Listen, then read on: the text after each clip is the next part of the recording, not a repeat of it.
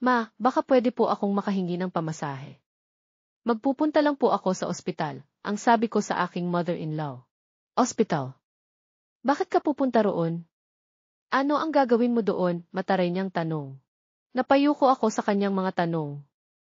Hindi po kasi maganda ang pakiramdam ko. Gusto ko po sanang magpa-check up upang malaman ang aking kalagayan, sagot ko. Nakita ko siyang napaismid, tila hindi naniniwala sa aking sinasabi. Hay naku, Maria, kaartehan na naman ang pinapairal mo. Uminom ka na lang ng gamot. Mag-aaksaya ka ng pera para sa check-up. At huwag mo akong paandaran ng drama mo, ha? Sige po, Mama, wala akong nagawa kundi ang bumalik sa aking kwarto. Nais ko sanang humiga nang biglang may kumatok sa pintuan. Ipagluto mo ako ng makakain at maya-maya'y aalis ako. Magpupunta ako sa mga kaibigan ko, boses iyon ng aking mother-in-law. Napabuntong hininga ako habang pilit na bumangon mula sa kama. Pakiramdam ko'y lalo pang bumigat ang aking katawan.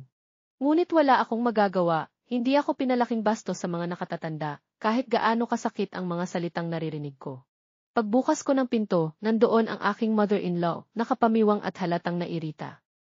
Anong tinatagal-tagal mo? Gusto mo pa akong magutom, mataray niyang tanong. Pasensya na po, maano po bang gusto niyong ipagluto ko? Tanong ko ng mahinahon. Bahala ka na.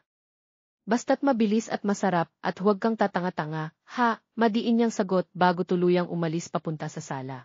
Habang nagluluto ako, hindi ko mapigilang isipin kung paano ako napunta sa ganitong sitwasyon. Minsan, tinatanong ko ang sarili ko kung may nagawa ba akong kasalanan kaya't ganito ang trato niya sa akin. Pero sa kabila ng lahat, iniisip ko pa rin na dapat akong magpasensya alang-alang sa asawa kong si Jose. Habang nagluluto ako, biglang dumating si Jose. Agad na nagliwanag ang aking mukha. Balak ko sanang salubungin siya, ngunit naunahan ako ng aking biyenan. Jose! Kumusta si Luz? Ayos na ba siya? Tila may pag-aalalang tanong ng biyenan ko. Napakunot ang aking noo. Si Luz, nagtataka at gulat kong tanong. Hindi ko alam na maririnig pala nila ako. Kapwa silang napatingin sa akin, at kitang-kita ko sa mga mata ni Jose ang malamig na tingin, habang ang biyenan ko naman ay nagtataray. Hindi mo ba alam? Bumalik na ang ex ni Jose, sigaw ng biyenan ko sa akin. Napatingin akong muli kay Jose, ngunit hindi na siya nakatingin sa akin. Umakyat ka sa kwarto, may kailangan tayong pag-usapan, utos ni Jose. Tumalikod ako mula sa kanila at nagpa siya, pero nagluluto pa ako. Then leave it, galit na sigaw ni Jose, dahilan kaya napapitlag ako at napaso ang aking kamay. Sige na, umalis ka na. Hindi naman masarap ang luto mo, galit na sabi ng aking biyenan. Napayuko na lamang ako, pilit na pinipigilang tumulo ang luha ko. Narito na naman ang pakiramdam kong walang kwenta sa harapan nila. Sumunod ako kay Jose patungo sa kwarto. Pagkasarado ng pintuan, agad siyang naghubad ng kanyang pang-itaas at nagpalit ng t-shirt. Anong pag-uusapan natin? Utal kong tanong. Hindi siya sumagot at sa halip ay inabot lamang sa akin ang isang papel. Nanlaki ang mga mata ko nang mabasa kong nakasulat doon ang key annulment. Ano to, Jose? Tanong ko, naguguluhan. Maghiwalay na tayo, Maria. Si Luz ay babalik. At gusto kong pakasalan siya, malamig na tugon ni Jose.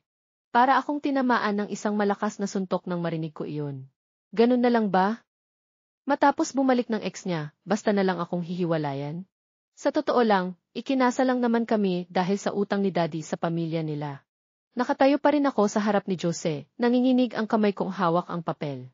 Wala akong ideya kung saan ako hugot ng lakas para magsalita. Jose, nagpipilit akong panatilihin ang kalma sa boses ko.